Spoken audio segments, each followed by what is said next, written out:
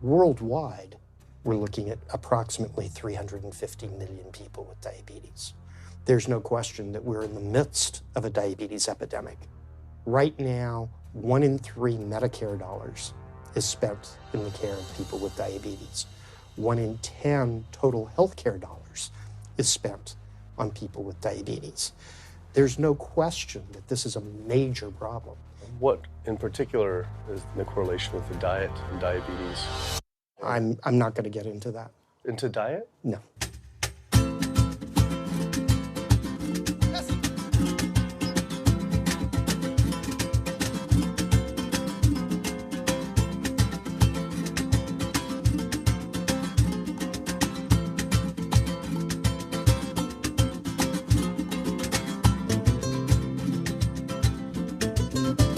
My name's Kip. I'm a filmmaker from San Francisco and I have a confession to make. I'm a recovering hypochondriac. Like so many of us, I have a family history of diabetes, heart disease, and cancer. My dad had his first heart bypass at 49, his second at age 50. My grandpa died young from diabetes complications, and both my other grandpa and grandma died of cancer. I was always paranoid that I would also get one of these diseases. Like any good hypochondriac, WebMD Symptoms Checker was essentially my browser's homepage. Even in my teens, I took Metamucil every day and a daily aspirin. I read all the latest self-diagnosis books. I ate every multivitamin I could get my hands on, and I was obsessed with bodily functions. I followed all the large health organizations' recommendations for preventing disease. I exercise regularly, don't smoke, don't drink soda, get enough sleep, reduce stress, and grew up eating what I thought was a healthy diet. Until... World Health Organization this morning has classified processed meat such as bacon and sausage as carcinogenic, directly involved in causing cancer in humans. Processed meat is clearly linked to an increase in cancer. Hot dogs or bacon could be just as dangerous as smoking cigarettes. The World Health Organization had looked at over 800 studies from 10 different countries, finding a direct link to consuming processed meat and cancer. Just one serving of deli meats daily increases your risks of colorectal cancer by 18%. I had no idea that what we ate affected cancer rates, but I never felt like I had eaten a lot of processed meats until I realized that processed meat includes hot dogs, bacon, sausage, salami, ham, pepperoni, cold cuts, and deli slices, basically everything I grew up eating. The World Health Organization classifies processed meat as a Group 1 carcinogen, the same group as cigarettes, asbestos, and plutonium, and classifies red meat as a Group 2 carcinogen. Was this like I had essentially been smoking my entire childhood? If processed meats are labeled the same as cigarettes, how is it even legal for kids to be eating this way? I thought this was new information, but many of these studies have been around for 50 years. I couldn't believe I'd been eating processed meats virtually my entire life and was just now finding out how dangerous they are.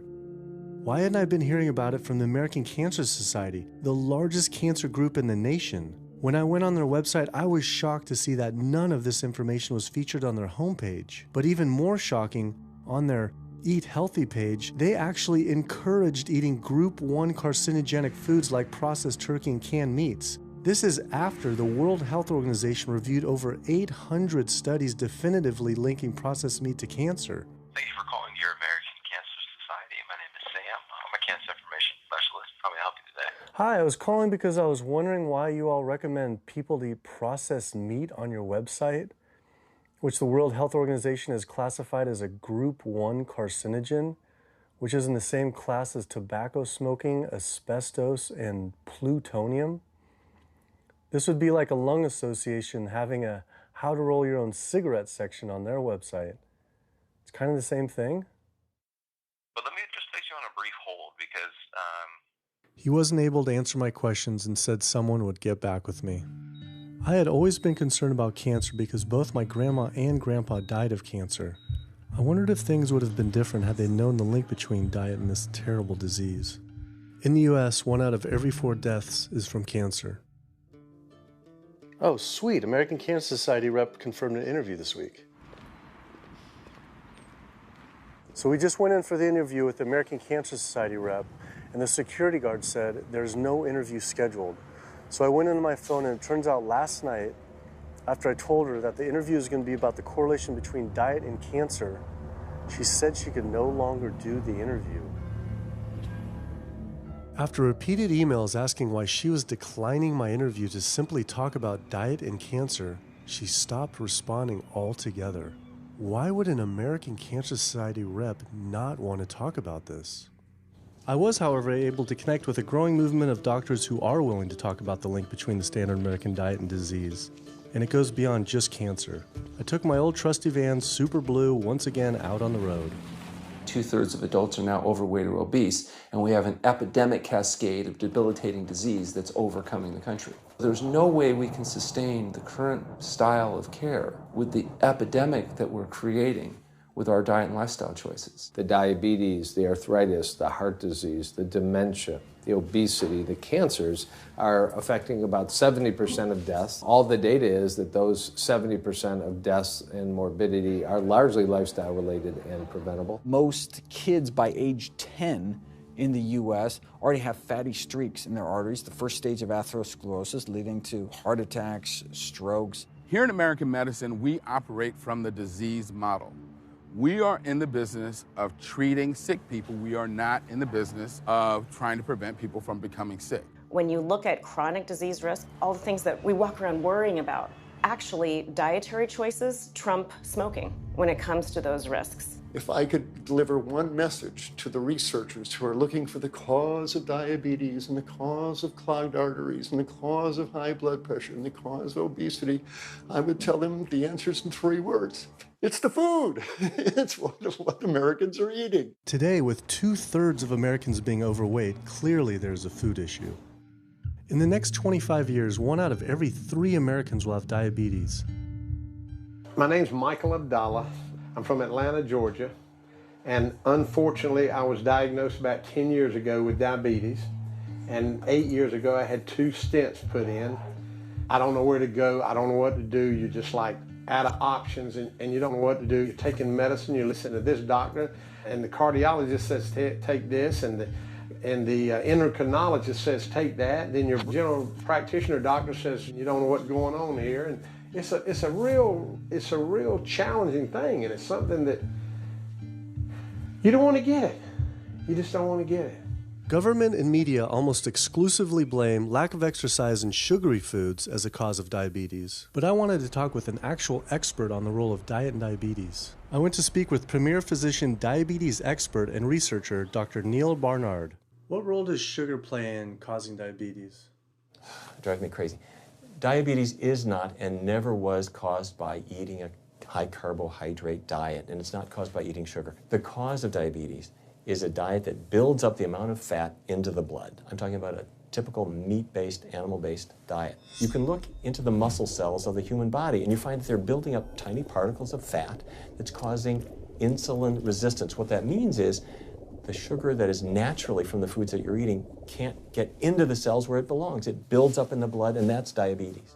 I had never heard that meat was associated with causing diabetes. We had always been told that sugar or obesity caused it. Renowned weight loss bariatric surgeon Dr. Garth Davis, though, agreed. Everyone thinks that you get diabetic because of carbs. They did a huge study in that EPIC study, 500,000 people.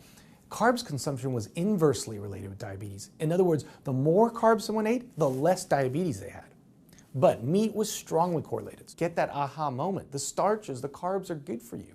They're not bad for you. This idea that carbs make you fat is utterly ridiculous. Carbs cannot make you fat in and of themselves. We have storage in our muscles and in our liver for carbs called glycogen. So when we eat carbs, we either store it or we burn it. Now, eat fat, that goes straight to your fat. Your body can't turn those carbs into fat unless you're really overdoing the calories. Obesity, it's a death sentence. You're at much higher risk of getting cancer. You're almost certainly going to get diabetes. I mean, no one wants to fat shame, and we all want everybody to be comfortable with our bodies, but this movement to be comfortable with our bodies has made us comfortable with being sick, and that's a huge problem. I go into the hospital and I look around me, people on dialysis, all these sick people, and just about every disease in there is because of what people are eating. Here's the thing. If I eat a sugary cookie, The sugar lures you in like the Trojan horse, but waiting inside that cookie is a huge load of butter or shortening, and that's what fattens you up, and that's the part that leads to the diabetes. It's the fatty foods, not really so much the sugar. It's not that sugar is good for you. There's no nutrients in it. It's excess calories. But when you eat sugar, you don't get inflammation right away. When you eat sugar, you're not getting plaques forming in your vessels. When you're eating sugar, your body's going to store most of it as glycogen or burn it as calories. And so this focus on sugar has taken all the focus off meat, dairy, eggs, pork, turkey, chicken. People need to understand, if their child gets diabetes, you've just taken 19 years off their lifespan. We're talking life and death. I realized there was so much more about diet and disease that I hadn't ever learned. It felt as if this information had been practically withheld. Processed meat causes cancer. Sugar doesn't cause diabetes. I had doubt about the claims these doctors were making, so I did some searching on my own.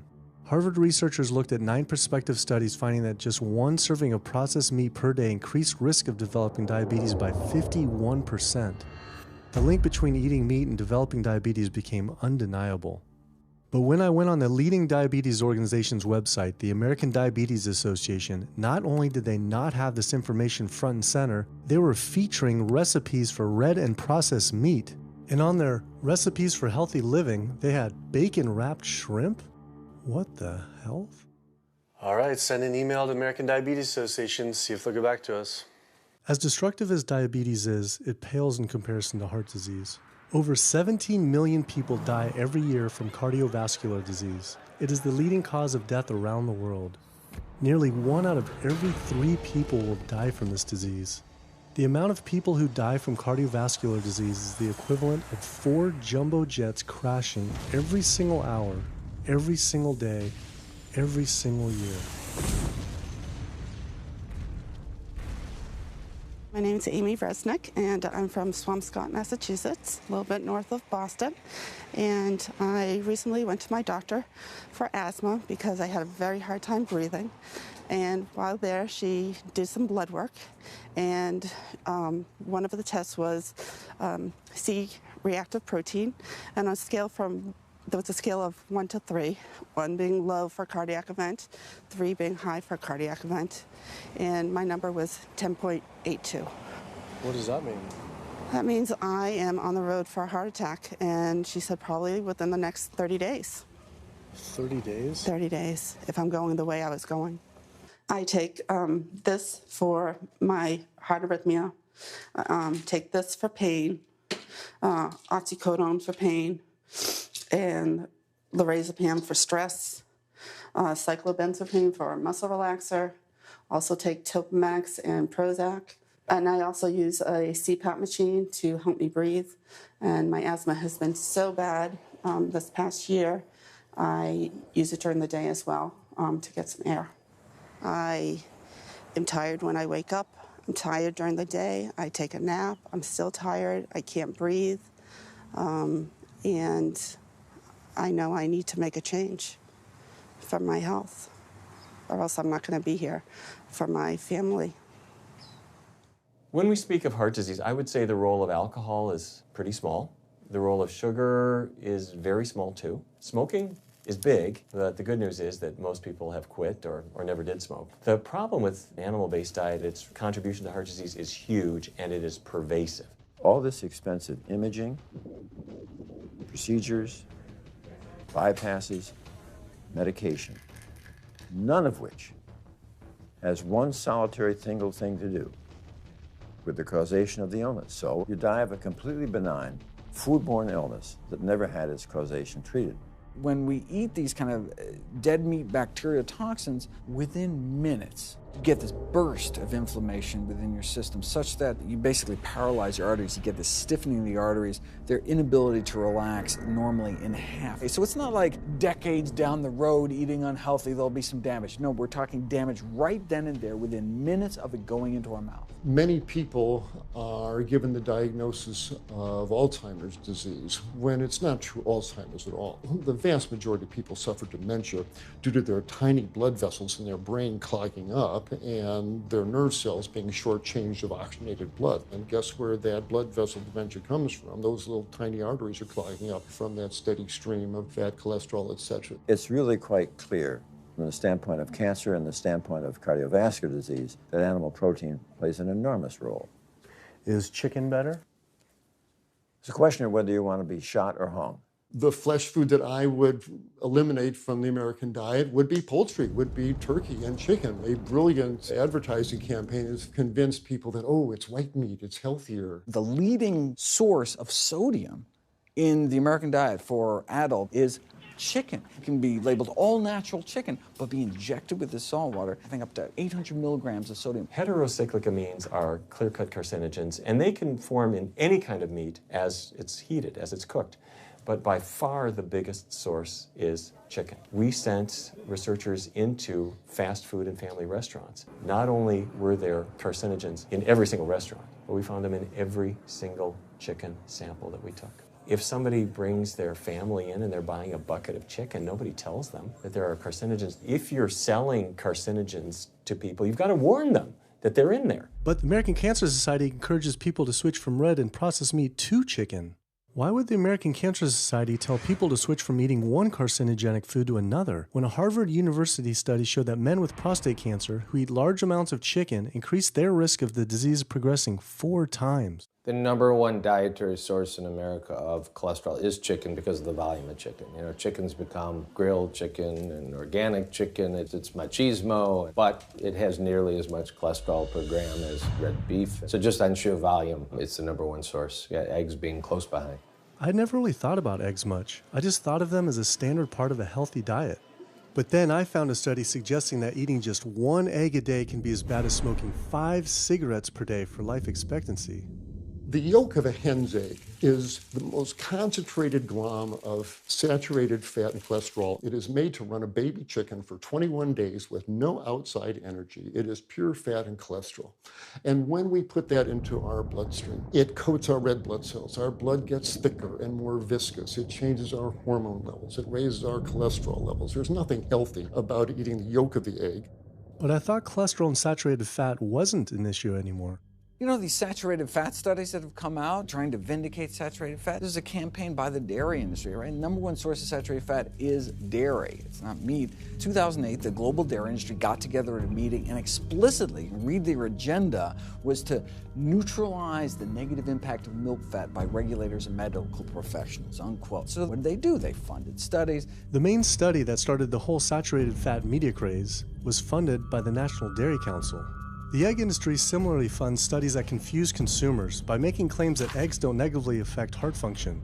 That is, only when compared to eating a McDonald's sausage McMuffin? So what they're really saying is that eating eggs is just as bad as eating a McMuffin. When you eat foods like beef or steak or a processed meat, a hot dog, you're not just getting saturated fat. You're also getting other additional toxins that are in that food. There's heme iron, carcinogens, processing chemicals. This is all a lot more complicated than just looking at saturated fat. You know, the strategy is not on making their products any safer. The strategy is to just try to confuse the public, to introduce doubt. You know, there's a famous tobacco industry memo. It's called "Doubt is Our Product." That's all they had to do. They didn't have to convince Americans that smoking was healthy, right? They just had to introduce doubt. Then they would win. If there's just enough controversy, people kind of throw up their hands, I don't know what to eat. Confusion is their game. I really don't think people thought what they ate led to heart disease. They think, oh, it's genetic, my parents had it. And I don't think people really think that what they ate led to diabetes. I think, oh, my parents had it, I was going to get it. And certainly cancer, they don't think that way. People have bad lifestyles that they've inherited environmentally. They've been exposed to a certain way of eating and living that they've carried on into their adulthood, passed on to their children. That is why they go on to develop the same diseases that their parents and grandparents may have had before them. But it is not inevitable. Even if you have a genetic predisposition, doesn't mean it's going to necessarily manifest. And what determines whether it manifests or not may be those epigenetic variables, the things that you can control, the environmental factors, the dietary factors, the lifestyle factors. We can actually change the expression of genes, tumor-suppressing genes, tumor-activating genes, by what we eat, what we put into our body. So, you know, even if you've been dealt a bad genetic deck, you can still reshuffle it with diet. I had always thought that I would develop heart disease at a young age because both my dad and grandpa had heart attacks. I was taught that they were genetic, but their heart attacks probably had less to do with genes and more to do with their diets high in meat. That's why when I went on the American Heart Association's Heart Healthy Recipes page, I could not believe they had an entire section on beef recipes. This was just like the American Cancer Society encouraging eating Group 1 carcinogens on their site. Meatloaf, pork loin, steak on your recipe list? Are you kidding me? It's like this menu is trying to give people heart attacks. At your website, we noticed Heart Healthy Recipes, and we were kind of bewildered by why there's a bunch of recipes on, a whole section on beef recipes, and there's also a section on egg recipes when there's such a strong link between beef, red meat, and heart disease. I honestly don't know because I don't do that, I guess. That's not what I do. Another organization rep that wasn't able to answer my questions, but he said that he'd have someone get in touch shortly. I was, however, able to talk to the president of the American College of Cardiology, Dr. Kim Williams. So the American College of Cardiology is a 47,000 member and growing organization with a dedicated mission to reduce heart disease and to improve patients' lives. And if you look at the incidence of hypertension and diabetes and mortality in men, they actually get reduced as you go higher and higher in terms of how much you restrict animal products. What about fish? So fish is a little different. You've got the 4 worries, which is PCBs, mercury, saturated fat, and cholesterol. And the cholesterol is all over the place. You can hit tuna in water, that'll be almost less than a glass of milk, to salmon or tilapia, which is higher than a pork chop. If you look objectively at fish, what you find is they've become essentially mercury sponges. And that's why in many parts of the country they warn you, don't have more than so many of these fish a week because it's getting too much mercury can kill you. Fish are eaten by bigger fish who are eaten by bigger fish, and these pesticides and herbicides bioaccumulate in the fish flesh. And these big fish, including the salmon, which people think is the healthiest fish, truth is the amount of pesticides and herbicides in the flesh of these fish are shocking, and they have estrogenic and cancer-promoting properties in them. They'll say, well, but don't sardines have less concentration of toxic waste product than other ones? Something being less toxic doesn't make it healthy. It just makes it less toxic. Farmed fish is by no means healthier. All the antibiotics that these animals have to be fed, similar to chickens and turkeys kept in confinement. These fish get infections. They get fungal infections. They get bacterial infections. You've got to feed them antifungals, antibiotics, and these substances accumulate in the fish flesh as well. I always knew that pollution was bad for our health, but I had never thought about the environmental pollutants affecting food. Dioxins, being the most toxic man-made chemicals known to science, cause all sorts of things. They cause endometriosis, they cause cancers, they cause endocrine disruption problems. Most of your exposure, 93% of it, comes from eating meat and dairy products because it climbs up in the food chain so effectively. So you can get exposed to living near these incinerators and breathing it, but it'll take you 14 years to breathe in as much dioxin as a cow will ingest by eating the grass in one day. And that dioxin will accumulate in its fat, which includes the milk and the meat, and anyone eating meat or dairy products is going to get that dose of dioxin, so it climbs up the food chain every step. Men have no way in their bodies to get rid of dioxins, but women have 2 ways. They're both involving having a baby. One is that dioxin crosses the placenta into the growing infant, and the other is that it comes out from the breast milk. So if you have a meat and dairy consuming mother breastfeeding that infant, then the highest impacts of toxic exposure like mercury and dioxins will go to that infant. Pregnant women are told, oh, certain types of fish should be avoided. But what about all these other animal products which are introducing, imagine as the fetus is developing, introducing these very harmful toxins which create reproductive abnormalities, developmental problems, and hormonal issues right as the child is developing, the most critical stage of development. It does make you worry when people say, don't you want to have a little bit of milk because you're pregnant? Don't you want to have some fish because you're pregnant? Who do you think is going to get the chemicals that are in that? All these environmental toxins and toxins from the feed that they're being fed accumulate in their tissues and are released into the mother and unfortunately to the child when you eat these products when you're pregnant. So this includes antibiotics, hormones, steroids in animal feed.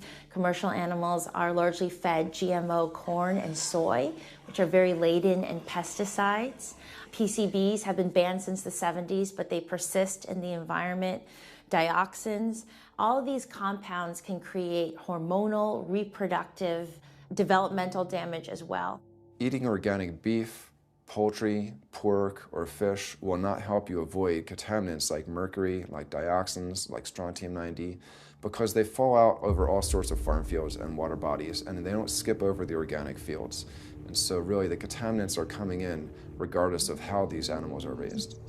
I had always been concerned about the possible health impacts of GMOs, but then found out that most of the world's GMO crops are actually consumed by livestock, with dairy cows consuming the most per animal. This fact, with everything I'd learned about bioaccumulation, made dairy terrifying, especially considering how much cheese I ate in my life. Cheese is an amazing product when you think about it. It's probably one of the single best foods at compromising health that you're going to actually feed to people. Think about it. You've got an animal product, so you've got all the issues of biological concentration. You have a highly processed food product, and not only does it have naturally a lot of saturated fat, but you put a lot of salt into it. There's a strong link between dairy foods and autoimmune diseases, and so that can show itself up as excessive production of mucus and exacerbation of asthma in kids who are prone to that, and even adults. And also there's an association between dairy foods and multiple sclerosis and type 1 diabetes, which is an autoimmune disease, and other rheumatologic problems.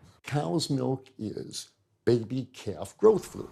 That's what the stuff is. There's absolutely no child or human on earth who actually needs the milk of a cow any more than they need the milk of a giraffe or a mouse. Most people in the world are lactose intolerant. I mean, that's the normal state of affairs. Why would your body create this enzyme to digest lactose after weaning, after infancy? It doesn't make any sense. 73% of African Americans are lactose intolerant, 95% of Asians, roughly 70% of Native Americans, and about 53% of Hispanic Americans are lactose intolerant. Our government is encouraging Americans of color to eat foods that it knows is going to make them ill. Ultimately, what that boils down to is the government is telling me as an African American to eat food that's going to make me ill for no health benefit so that it will benefit dairy farmers as a form of institutionalized racism. Yeah, milk is a risky food for human consumption. As a pediatrician, I see on a daily basis children suffering from conditions that are linked or associated to dairy consumption, such as eczema, acne, constipation, acid reflux, iron deficiency, anemia. Cow's milk protein is the most allergenic food. People say, well, no, I want hormone-free, not injected with bovine growth hormone. But milk is this hormonal fluid, so it's just packed with sex hormones and natural sex steroid hormones like estrogen, progesterone. In fact, doesn't matter if it's conventional milk, doesn't matter if it's organic milk. Milk without hormones, that's an oxymoron. Organic dairy has just as much saturated fat and cholesterol and galactose and all the things that you don't want as conventional dairy. Dairy products in general have a lot of other products associated with it, not the least of which is pus. I mean, they actually have laws limiting how much pus you can actually have in a milk and still sell it. I believe it's like 750,000 pus cells per cc. Because, I mean, you wouldn't want too much pus and it'd be like pure pus. People might object. In fact, you could think of cheese as kind of coagulated cow pus, if you would. But I was always told that we need milk for strong bones. I'm Jane Chapman, and not too long ago, finally got some x-rays of the hips and back. Severe bilateral osteoarthritis of the hips. And actually, I'm scheduled for 2 hip replacements. That's bone on bone. It's the grinding of the joints. My stability is scary. I hold on to the walls if I'm at home. I've been told to use a walker. I'm only 61. This is not how you're supposed to live when you're this old. I have a really hard time believing that that's all that's left. Researchers have studied bone development in kids and whether they get stress fractures and that kind of thing. And the kids who drink the most milk have 0 protection. Milk does not build strong bones. Harvard researchers have looked at a large group of older women. Over an 18-year period, the milk drinkers had 0 protection from fractures. So this old notion that somehow milk is going to build strong bones or protect your bones later in life, it's a myth. People that drink milk have higher rates of hip fractures, have more cancer, and live shorter lives. It turns out that countries with the highest dairy consumption also have the highest rates of osteoporosis, so clearly drinking more milk doesn't protect your bones. Doing more research, I found that dairy was linked to many different types of cancer as well. Just like many of us, I thought that the majority of cancer was due to genes, but only 5 to 10% of cancer is actually genetic. Any cancer is caused by a DNA mutation, but that's not enough. So that can cause that first cancer cell, but one cancer cell never killed anyone. 2 cancer cells never killed anyone. But 1 billion cancer cells, now we're running into problems. So we need to reduce the growth factors in our body, like IGF-1. Insulin-like growth factor 1 is this cancer-promoting growth hormone involved in every stage of cancer cell growth and spread and metastases. Any animal protein boosts the level of IGF-1. Dairy products increases your risk for various forms of cancer, especially those related to your hormones. So breast cancer, prostate cancer, ovarian cancer. So this is not a product, even in its most pure state, you want to be consuming because it does come with risk. I found out that dairy can increase a man's chance of getting prostate cancer by 34%. And for women who've had breast cancer, just 1 serving of whole dairy a day can increase their chance of dying from the disease 49%, and dying from anything 64%. Why weren't breast cancer sites like Susan G. Komen warning everyone about this? For calling Susan G. Komen, this is Jocelyn. How may I help you? Okay, so we're wondering why you don't have a huge warning about the dangers of consuming dairy on your website when there's a direct link to breast cancer. There was a study published in the Journal of the National Cancer Institute that found out women consuming dairy who has had breast cancer increases their risk of dying of breast cancer 49%. I was wondering why it's not on your website. We cannot answer these types of questions. Once again, another health organization rep saying someone else would have to answer my question. Rather than risk being stood up again, I went straight to the local Susan G. Komen chapter to see if they would answer my questions.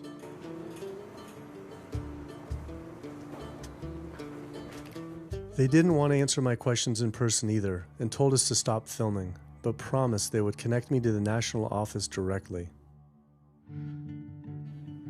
Susan G. Komen's Pink Ribbon campaign had done a lot to raise awareness for breast cancer, although it was confusing to see pink ribbons on dairy yogurt containers. Breast cancer can be prevented with a healthy diet and lifestyle, but we're not. We're talking about pink ribbons and putting all the money into research for the cure. I, for one, know that I would want my daughter, my mother, me, I want to focus on not getting to that point, and that's where I would like to see more energy and effort put. I had been a hardcore cheeseaholic virtually my entire life, despite the risks, but like so many others, I seem to have been addicted to it. It turns out that the casein protein, that's the main protein in dairy products, and particularly in cheese, it breaks apart in the human digestion to create what are called casomorphins, casein-derived, morphine-like compounds that go to the brain, and they attach to the very same receptor that heroin attaches to.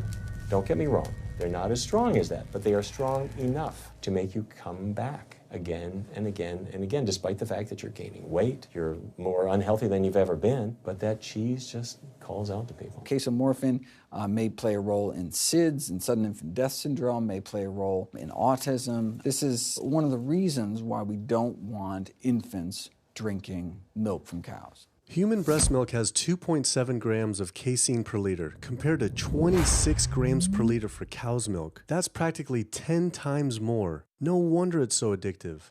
This talk about addiction made me think about all the drugs animals are fed. I went to the headquarters of the Center for Food and Safety, the nation's leading FDA government watchdog group, to see how concerned we need to be about drugs in our food. So that we know of, there are at least 450 different drugs that are administered to animals, either alone or in combination.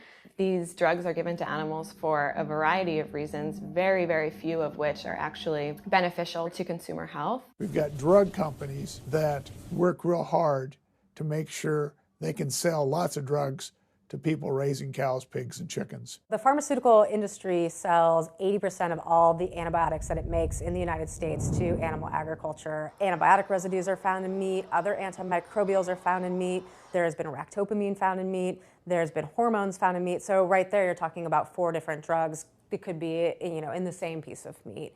The pharmaceutical company is supposed to show the safety of animal drugs. They're not really testing to see what the impacts of these drugs are on humans. They're really looking to see what the impacts of these drugs are on animals. When we try to get information on some of the health studies and the environmental studies, from federal agencies, we get back page after page of blacked out information because the company claimed confidential business information. Consumers have no idea what is in the products that they consume. So how sick something makes me and how bad it pollutes the environment is a secret for a company.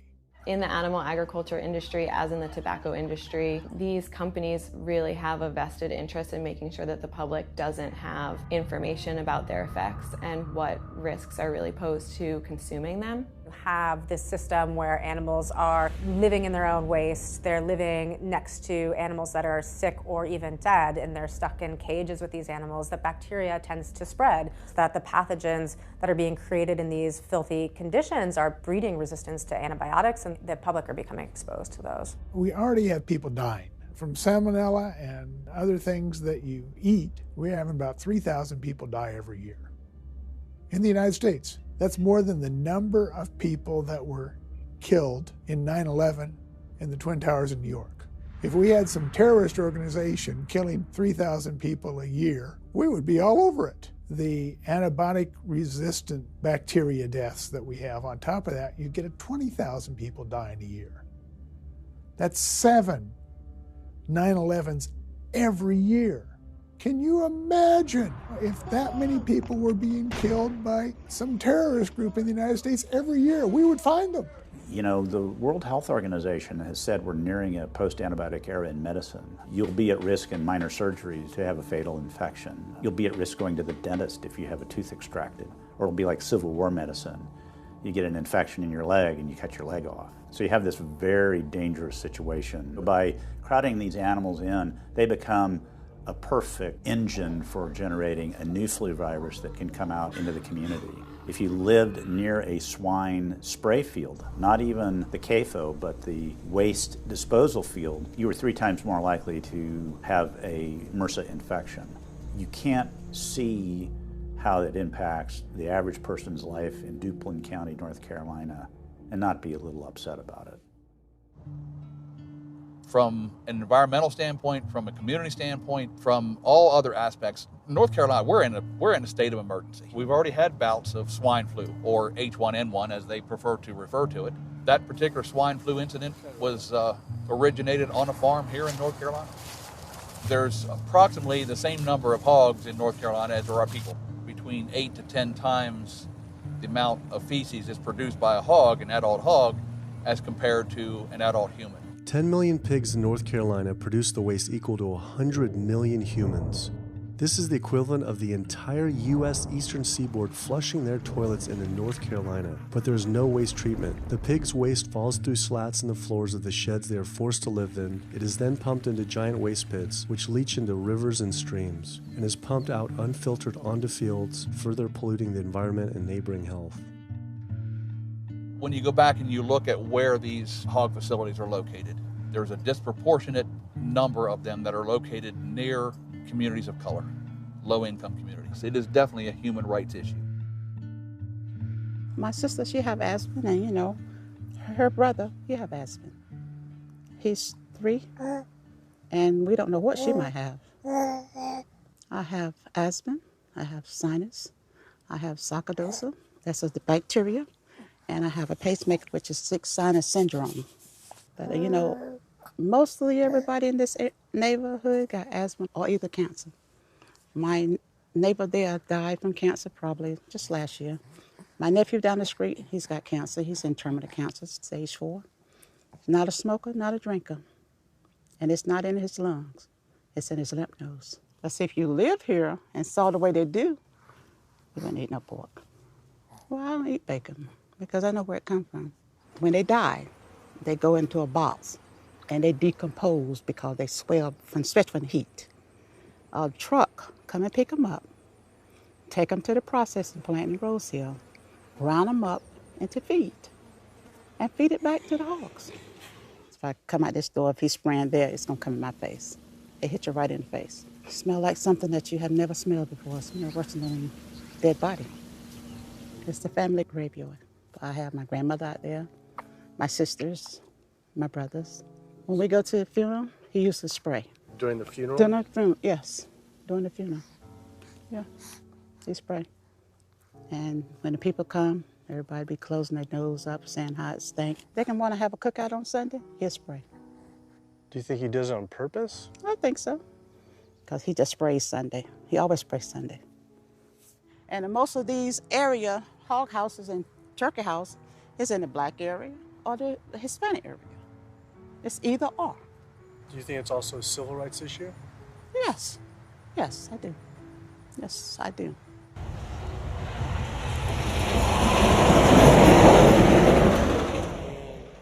There have been times in the past that I have gotten ready on the Sunday, gotten ready to go to church and come out, and the smell was so strong that I had to go back and regroup because it got in my clothes and I just couldn't go to church smelling like hogs, you know. I just couldn't do it. So I don't think the government cares. They care more about corporations than do people, individuals. And they're going to keep on, they're going to put more chickens in this state. This is the feast season. You're in capital of the world right here in North Carolina. My state. Look, there's a blue line stream right here come into my property almost, and the Contentney Creek right here. I've seen that blue line stream now filled with feces and urine from that hog pen, and they can say, well, we feed the world. They're not interested in feeding the world. They're interested in making money. You take the money away from them, they'll let the folks starve. Because if you want to feed the world, you can feed the world with more corn, using corn and wheat and stuff like that, and you can meat. Meat is a luxury item. When we're doing things that hurt other people, we're wrong. But a lot of good people will sit there and eat bacon knowing that it's causing someone else to be very unhappy. I woke up the next morning to find the Burden River had experienced another massive fish kill from the pollution running off hog farms. Tens of thousands of fish were washing up on shore. All this talk about health, I realized that I was only focused on personal health. But health started to mean so much more to me. It was about health of my family and our communities. I couldn't under good conscience support an industry that I knew was harming others. Pollution from animal agriculture isn't just an issue in North Carolina, though. Raising animals for food produces more greenhouse gases than the entire transportation sector. It is a leading cause of rainforest destruction, species extinction, ocean dead zones, and freshwater consumption.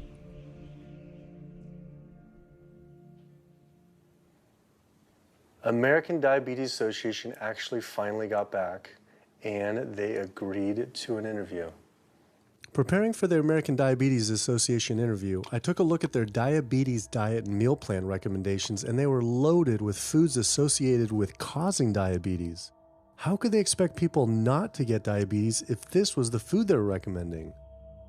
And then, I saw multiple peer-reviewed studies published on the National Institute of Health website showing that a low-fat, plant-based diet was more than twice as powerful at controlling and even reversing diabetes than the ADA recommended diet that included meat and dairy.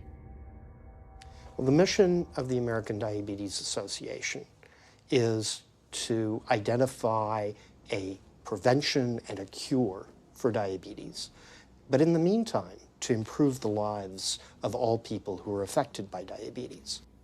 And what's the best way to prevent this? For type 2 diabetes, it's unclear. We can't prevent type 2 diabetes in everybody. When we're doing the research, we came across a lot of studies that said that you actually could potentially cure or reverse diabetes with a purely plant-based diet. I don't believe there's sufficient evidence to demonstrate that. How does it compare to the ADA diet that you recommend? We don't recommend a specific diet. We recommend healthy eating. The one that's on the website. We recommend healthy eating. Do you have a whole list of exact day-to-day, the meal plan, the whole meal plan? All they are selections of foods to consider. We do not have a diabetes diet. But with that selections, that you consider that plan compared to a plant-based plan? No one's done that study. We found actually some studies, that a 74-week study found that low-fat vegan diet versus the ADA plan in type 2 I diabetes. think we're done here. I'm not going to get into an argument about. Oh no, I was just wondering if this is true, or if it shows that. Any diet works. Any diet works if people follow it. But if it's a diet that's not the proper diet, like if anyone follows a diet that they eat I can't tell you what a proper diet is. I can tell you what an improper diet is. So then we can talk about the good diets. I'm not sure why. I'm not going to get into that. Into diet? No. Why If that's where you want to go with this, I'm sorry, I'm not the person that you should be talking to. And why is that, though? If that's what you want to get into, I'm not the person you need to be talking to. Who do we talk to about diet? You can talk to anybody you want. But that's interesting, though. Why not recommend a diet? Because the data don't exist to support it. But if we see data that we looked up that supports it with, like, you know, the NIH, in Europe, the European Association of Studies. We're done. I'm sorry. I'm not going to get into that argument with you. No, it's not an argument. I'm not going to get into the argument. Why is it an argument? It's just talking about in European study of diabetes and other places that have studies, why... There are lots of studies. Why is it even an argument? There are lots of studies in the literature, many of which have never been replicated or, frankly, are wrong. That's why we do peer review, okay? The European Association of Study of Diabetes has been peer reviewed? Or I don't know what study you're referring to, and in the absence of being able to see that study, I'm not going to comment. I could show it to you. I'm sorry, I don't have the time for that. I just don't understand why it's an argument, though. Okay.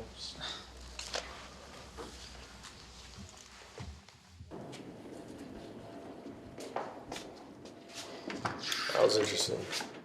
What he wanted to talk about was people living longer with diabetes. But once you mention eliminating diabetes or prevention, oh, whoa, now you cross the line. Prevention and cure, whoa, let's not go there. Not only did Dr. Ratner, the chief medical officer of the American Diabetes Association, not want to talk about diet, but the fact that he had such an emotional reaction to my question made it feel I was digging into something that he didn't want uncovered. I had always thought there was no prevention for type 1 diabetes, but then I did research and came across countless studies referencing the link between exposure to dairy at a young age and type 1 diabetes.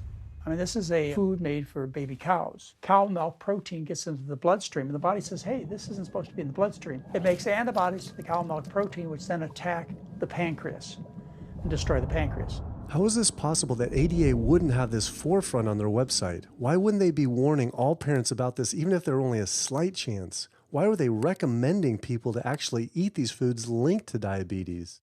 It seemed all of the large health organizations were encouraging people to eat the very foods linked to the diseases they're supposed to be fighting against. American Heart Association promoting beef, American Cancer Society promoting processed meat, pink ribbons on dairy products, and bacon-wrapped shrimp on American Diabetes Association.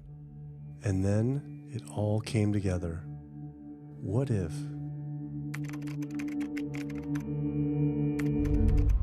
And there it was. The American Diabetes Association was taking money from Dannon, one of the world's largest dairy yogurt producers, Kraft Foods, makers of Velveeta processed cheese, Oscar Mayer processed meats, Lunchables processed kids meals, and Bumblebee Foods, makers of processed canned meats. American Cancer Society was taking money from Tyson, one of the world's largest meat producers, and Yum Brand, owner of Pizza Hut, KFC, and Taco Bell. Susan G. Komen was supposed to be fighting breast cancer, was corporate partnering with KFC, Dietz Watson Processed Meats, and Yoplait Yogurt. And the American Heart Association was probably the most disturbing of all, taking hundreds of thousands of dollars from the beef industry, poultry, and dairy producers, and millions from fast food and processed food manufacturers. Every single one of these organizations was taking money from meat and dairy companies that are associated with the causes of these diseases. This would be like the American Lung Association taking money from the tobacco industry. I was sick of not getting answers, so I went to the headquarters of these organizations myself. We have to speak to someone in person. There's millions of people dying from the foods that they're recommending people to eat. I wanted to find out why Susan G. Komen had accepted $35 million from Yoplait when their products can increase a woman's chance of dying from breast cancer 49%. And ask American Cancer Society if taking money from KFC and Tyson was the reason they promote eating meat. But every one of these organizations declined to be interviewed. What's really sad is that we cannot trust information from these leading health organizations like the American Heart Association, the American Diabetes Association, because they are taking money from the very industries who are causing the problems that they're supposed to be helping to prevent. So that makes the truth something that you are not going to be hearing, as far as nutrition goes, from these organizations. Well, that would be the end of their funding, that would be the end of their jobs, that would be lawsuits, they would bring the entire catastrophe down upon their heads, and they would essentially disappear as organizations. This one time I got invited to a charity fundraiser for the American Diabetes Association. And I showed up, and they had a whole buffet, and it was all just animal products. I remember like a big thing of barbecue chicken.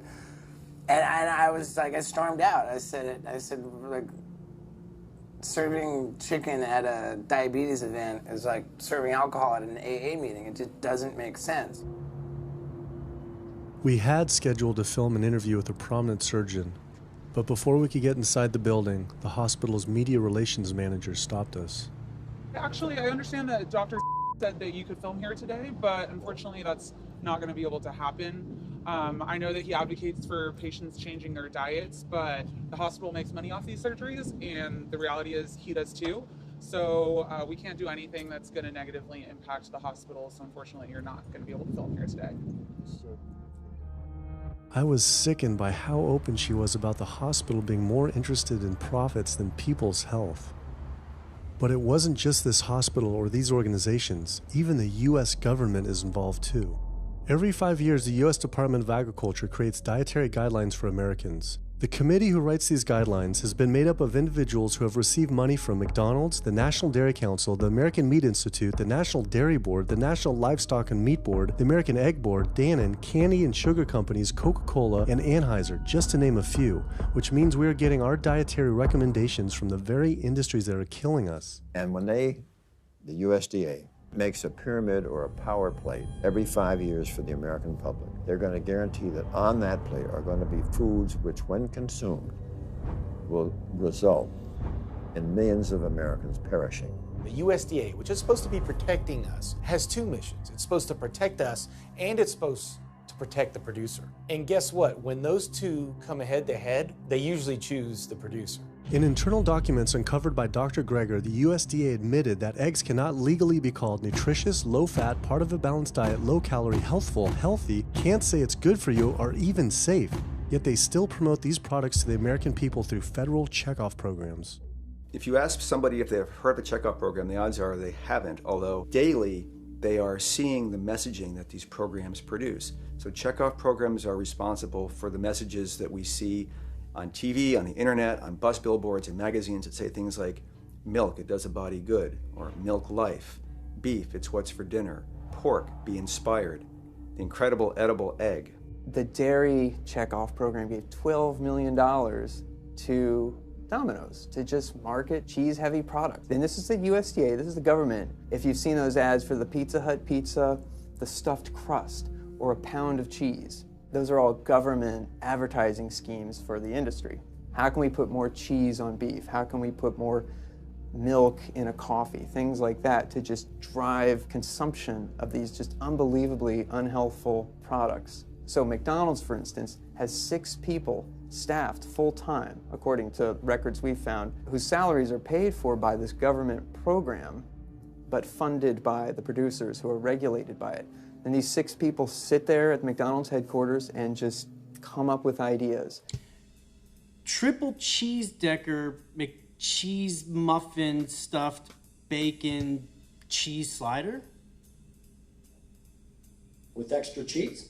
Nice. Yes. You don't think of it on a day-to-day basis that these are government programs. The Wendy's bacon double cheeseburger, government program. The steak fajita at Dunkin' Donuts, government program. You would just never think that this just pure garbage from a food standpoint is coming from a federally funded program. That's one of the things that makes checkoffs so incredibly creepy, is that it is our government telling us, eat more beef, drink more milk, eat more cheese, eat more pork. One of the very effective ways that the dairy industry promotes its products is to reach children because kids are impressionable, they're going to be consumers for their entire lives, and you might as well get them while they're young. So dairy spends at least $50 million promoting its products in public schools throughout the country with posters with people with milk mustaches and messages like milk, it does a body good, or milk life.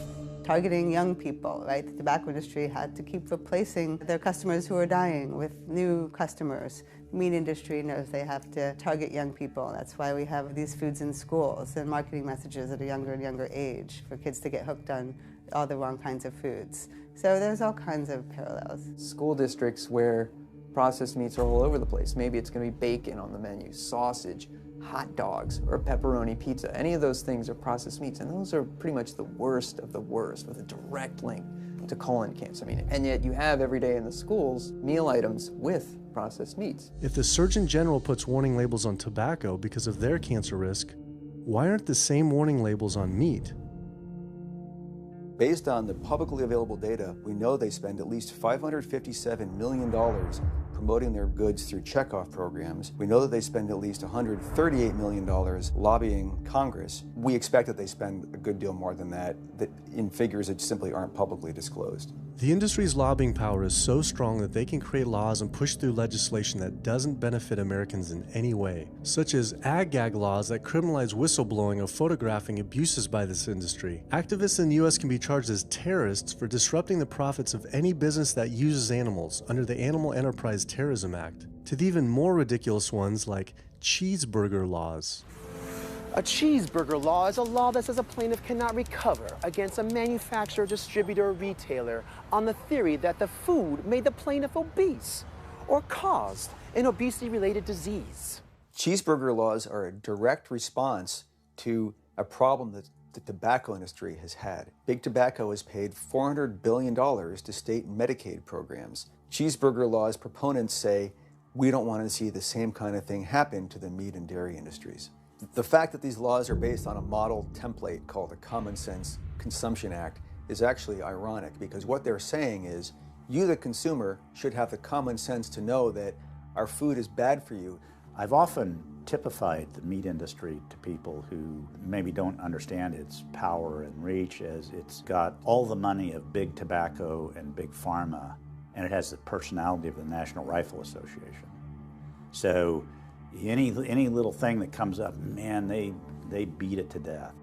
Robert Martin wasn't exaggerating. When the profits of the egg industry were threatened by egg alternative company Hampton Creek Foods, extremely disturbing emails were uncovered by Ryan Shapiro and Jeffrey Light. We uncovered documents demonstrating the American Egg Board considers Hampton Creek, quote, a crisis and major threat to the future of the American egg industry. The American Egg Board considers a successful egg replacer company to be such a threat that they joke on their government email addresses about murdering the CEO.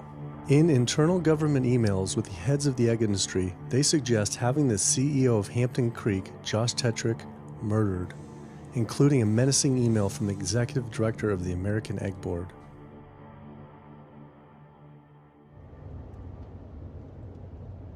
The meat producers don't have to pay for the heart disease or the environmental destruction or any of the other externalities, as economists call them, that their products cause. You know, then there's the whole pharmaceutical aspect of it, and the fact that there's a very strong pharmaceutical industry and lobby that has a huge stake in preserving the status quo. And these chronic diseases, these are the cash cows of the pharmaceutical industry. You have a $5 billion stent industry. Do they ever want to see that go away? We've got a $35 billion statin drug industry. Do they ever want to see that go away? I'm talking about the pharmaceutical industry effectively controls what doctors are told. Most research isn't put into prevention, it's put into the medication that we might use for that particular disease.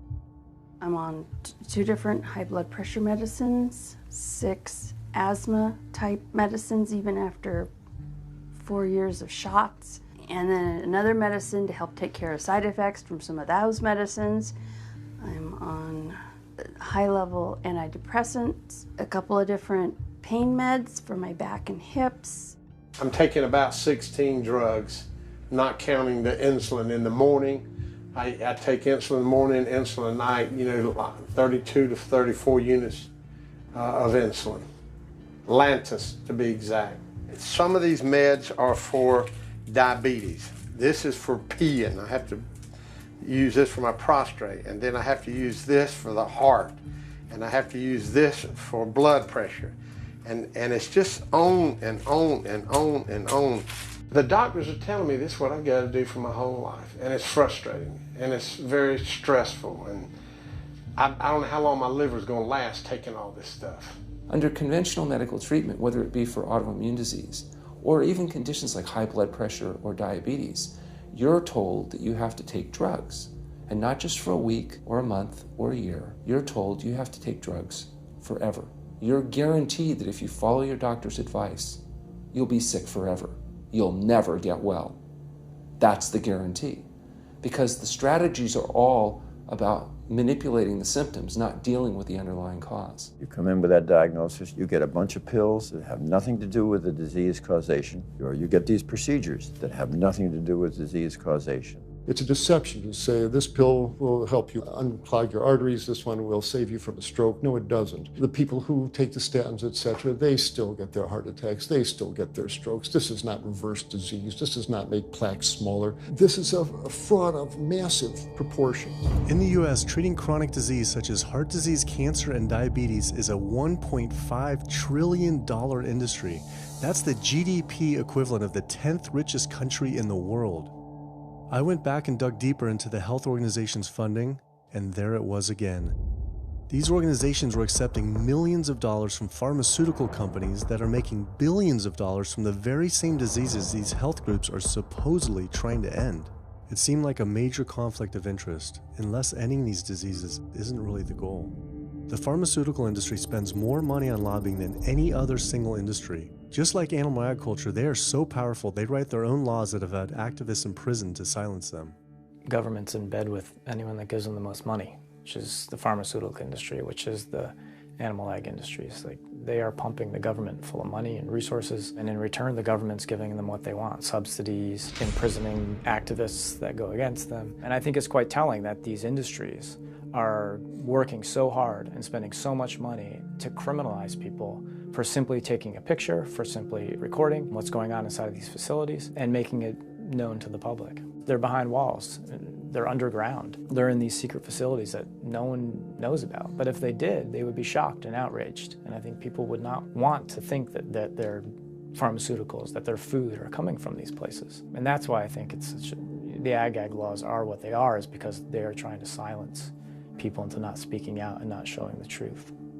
I finally realized how deep the collusion truly is between government and these industries, and how dangerous it could be to expose them. These concerns intensified after meeting the USDA whistleblower who revealed mad cow disease in the US meat supply. USDA operates like the military. So when I got on TV and that, right away USDA sent out memos to all the veterinarians and food inspectors. If anybody from the media ever contacts you, do not talk to them. Refer them to Washington, D.C., and we will talk to them. So right away, shut up everybody. American public should be very concerned about this. What's going on with USDA? Here in the United States, we have at least 4 cases of mad cow disease, but I'm almost positive there's more cases than that, but the government isn't looking for it. So what you're saying is that there could be already mad cow disease in humans. Right, and I think a lot of it was misdiagnosed. With the Alzheimer's or dementia, it takes several years, you see the progression, but to make it easier, these doctors just sign off on it as dementia or Alzheimer's without actually taking a biopsy of the brain to see if it's that, or is it actually a prion disease like Creutzfeldt-Jakob disease or mad cow disease. Do you think it's safe to eat meat? I personally don't think it's safe to eat it because of the fact how the line speeds are increasing, and also our inspectors are not well trained enough. At the present time, the line speed now is going about 220 cows an hour. That gives you about somewhere around 4 cows per minute, so that's 15 seconds per cow. These dangerous slaughter speeds means that animal waste ends up everywhere. Testing shows 88% of pork chops are contaminated with fecal bacteria, 90% of ground beef, and 95% of chicken breast sample contain animal waste bacteria.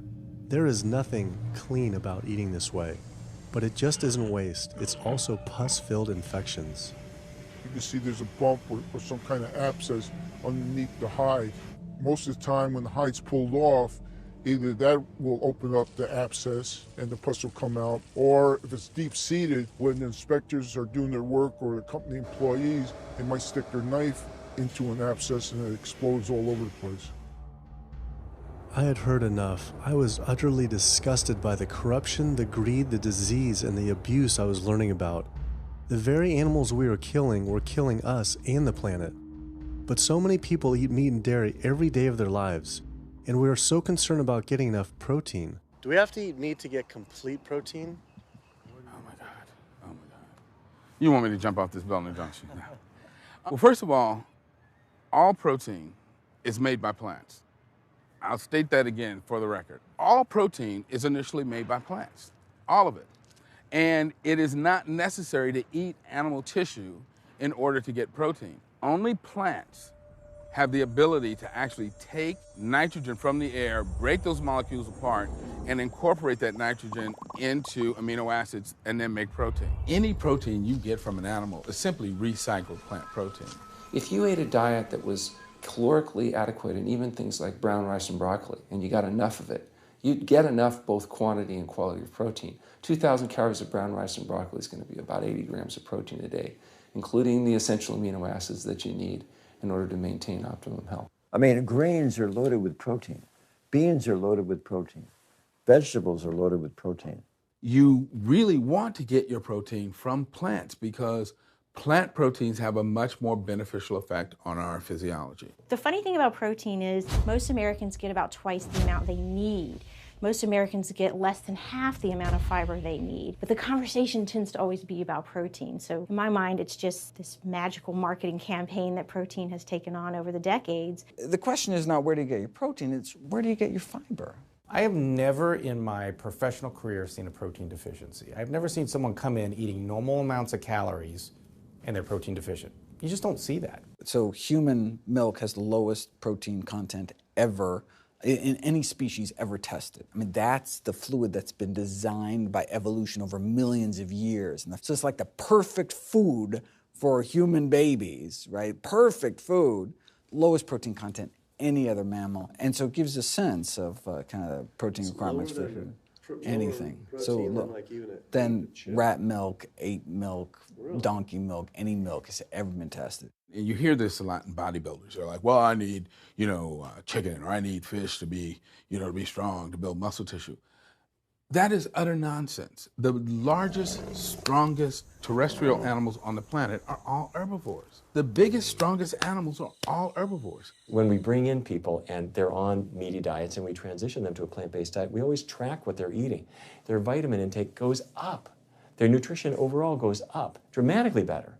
And these same people might worry in advance, will I get the nutrition that I need on a plant-based diet? The fact is, you're not getting the nutrition you need on a meat-based diet, and you're going to get dramatically better nutrition on a plant-based diet. For an average-sized guy like myself, I need about 56 grams of protein a day. That's optimum. Probably I really need 30 to 40 grams a day. Diets that are really high in these protein create diabetes, create heart disease, create cancer, create the diseases that I'm treating on a daily basis. But this is the opposite of what all the high-protein diet fads say. The food you eat determines the bacteria that live in your gut.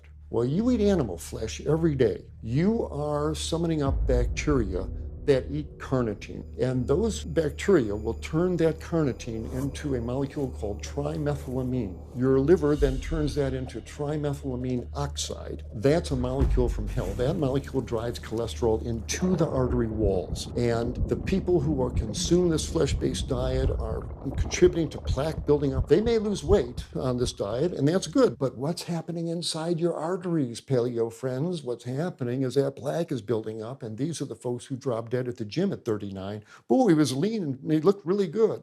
But where is that cholesterol going? It's going into your artery walls. So I believe these paleo folks are setting themselves up for an epidemic of clogged arteries, colon cancers, autoimmune diseases. This is not a healthy diet. We are not carnivorous apes. Humans' closest living relatives are chimps, who get 97% of their calories from plants and the remaining 3% mostly from insects. Comparing the anatomy of true omnivores like bears, who eat both meat and plants, to frugivores like primates, who eat almost exclusively plants, the differences are pretty clear. Frugivore teeth have flat molars for chewing plants, where omnivore teeth are serrated for stabbing and tearing flesh. Frugivore jaws can move forward and back and side to side. Omnivore jaws cannot. Omnivores have much stronger stomach acid for digesting meat compared to less acidic stomach acid of frugivores. The intestines of frugivores is 9 times their body length compared to 3 times for omnivores. This is because meat will putrefy in the gut unless it is moved through quickly. If humans were indeed true omnivores, we would need to change our physiology and appearance quite a lot. But we fit every requirement of a frugivore. We may behave like omnivores, but anatomically, we're frugivores. Human beings, unlike bears and raccoons, and to some extent dogs, don't have that mixed anatomy and physiology that you see in the true omnivores, and thus we are not true omnivores. In humans, the canines have become really small and rounded and actually function like accessory incisors. They're utterly useless for ripping and tearing anything other than an envelope. So the idea that the mere presence of the canine somehow means that we're supposed to eat meat is silly. He was right. I always thought my canines were for meat, but what kind of animal could I actually kill and eat raw with these tiny teeth? The thought alone was disgusting.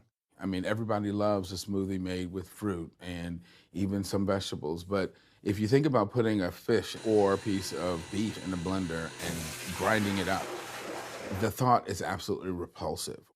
All these diseases I had learned about were from eating a diet our body wasn't designed for.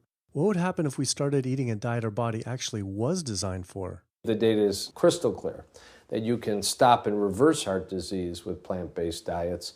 Scientifically shown, I've seen it in my own patients. People who adopt low-fat plant-based diets can actually reverse their heart disease, and that literally means watching the plaque start to go away, something they didn't think could happen. My experience with patients is, and those studies show, that when people adopt a fully plant-based diet, their cholesterol levels plummet within a few days. And if you do blood tests in a couple of weeks, you'll see dramatic improvements. Yes, your numbers are going to look great within a week or two. Your cholesterol can come crashing down. In fact, if you're on medications, your doctor may have to pull off your blood pressure medications so your blood pressure don't drop too low because they can work too good. Like that, the side effect is not having to take drugs. In a groundbreaking study published by Dr. Esselstyn following patients suffering from cardiovascular disease, 99.4% were able to avoid major cardiac events by going plant-based. Because it's not just heart disease. It's hypertension, it's diabetes, it's strokes, it's heart attacks, it's several of the autoimmune diseases, lupus, asthma, GERD,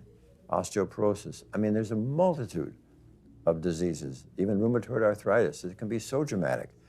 When you see these poor souls with just absolutely crippled with rheumatoid arthritis go plant-based, then they come off their medication. I wanted to follow up with Jane Chapman, who had been suffering from severe osteoarthritis, and I could not believe what I saw after only a few weeks of fasting and changing her diet.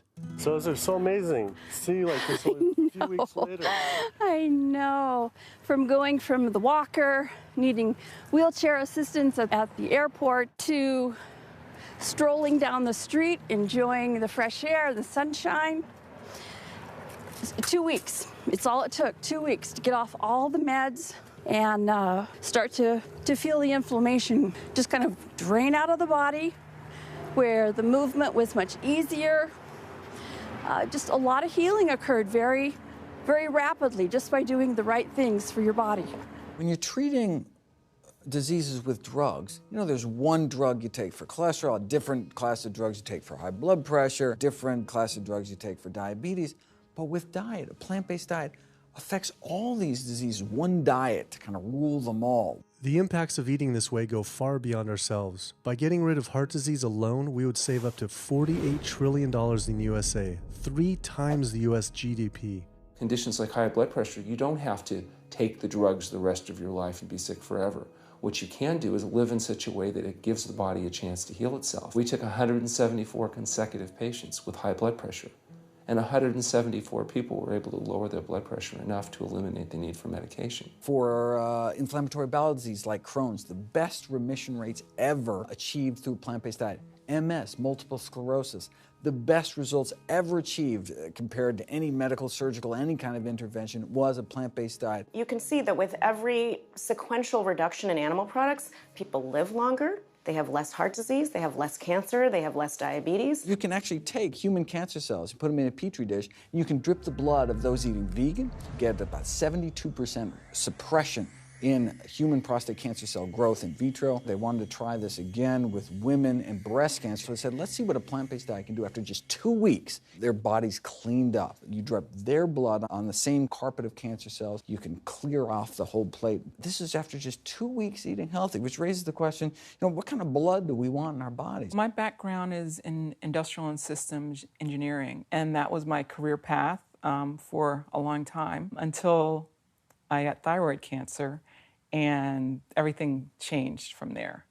I decided that I wanted to try alternative methods and treatments rather than have surgery and have my thyroid removed, which meant I'd be on medication forever, and I didn't want that. I just started reading how a plant-based diet can heal the body, and it has worked for so many people.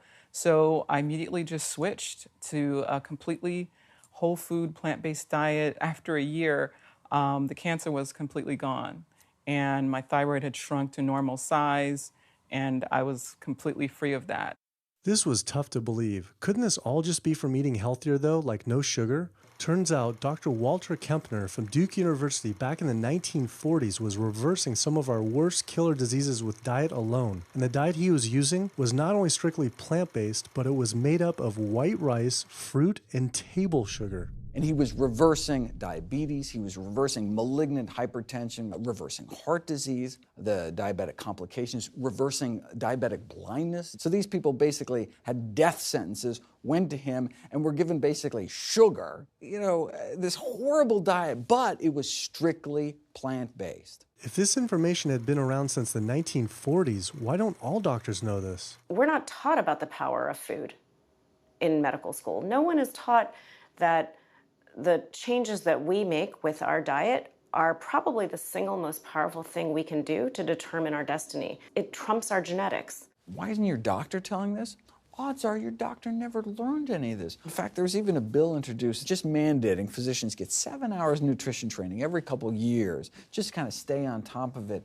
And who came out against that? The California Medical Association. Even the family physicians, the surgeons, all the mainstream medical groups came out opposed. It's 7 hours, that's a lot, even if it's over 1 4-year period. So they're not just kind of neutral, but they're actually actively opposing nutrition education. Ironically, when patients come to doctors with questions, they assume that the doctor knows something about nutrition, and so it's kind of a double whammy that doctors haven't been taught much about nutrition. Why don't we hear about this from dietitians when nutrition is their entire specialty? Turns out the American Nutrition and Dietetics Association puts out nutrition fact sheets written by the industries themselves.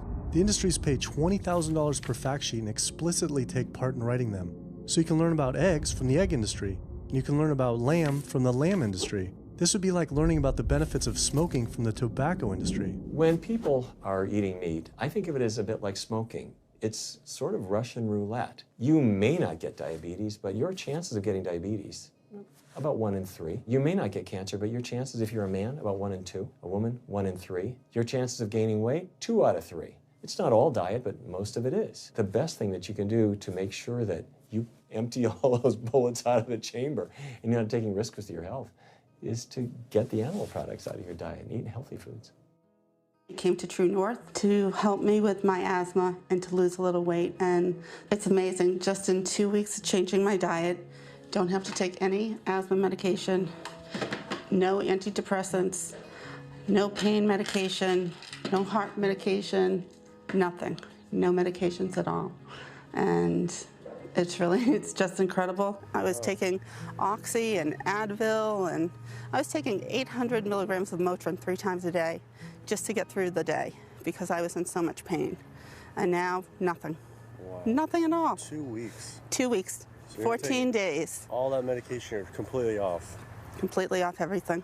It's just been so frustrating to me because I went to so many different doctors for help, and I tried so many different medications to help me with my asthma, and nothing helped, and I was stuck on the couch for the last 10 months, unable to breathe.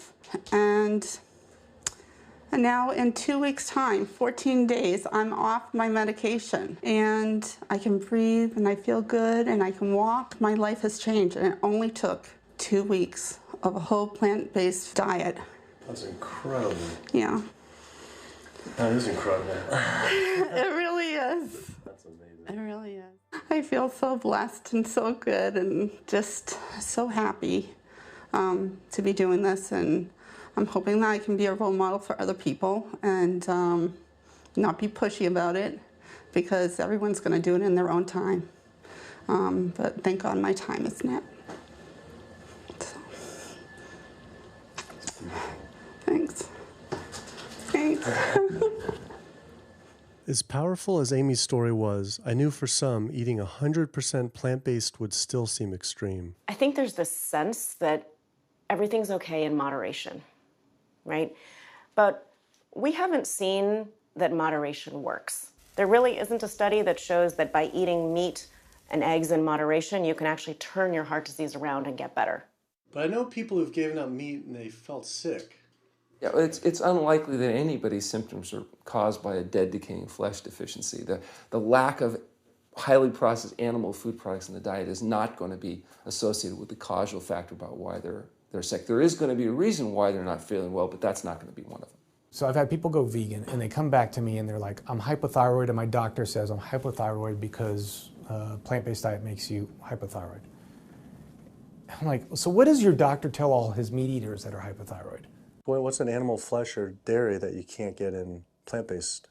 Cholesterol, heterocyclic amines, E. coli. You know, if you think about it, there is nothing in an animal-based diet that you can't get in healthier form somewhere else. The only other vitamin is vitamin B12. It's not made by plants, not made by animals either, made by little microbes that blanket the earth. So because the way we live in our sanitized world, unless you're eating bacteria-contaminated foods, we need to get a source of B12 from somewhere. And so the healthiest, cheapest, safest source is to get a vitamin B12 fortified food or vitamin B12 supplement, not to get it from meat and dairy. What about people who say they have to eat meat for their blood type or their genes?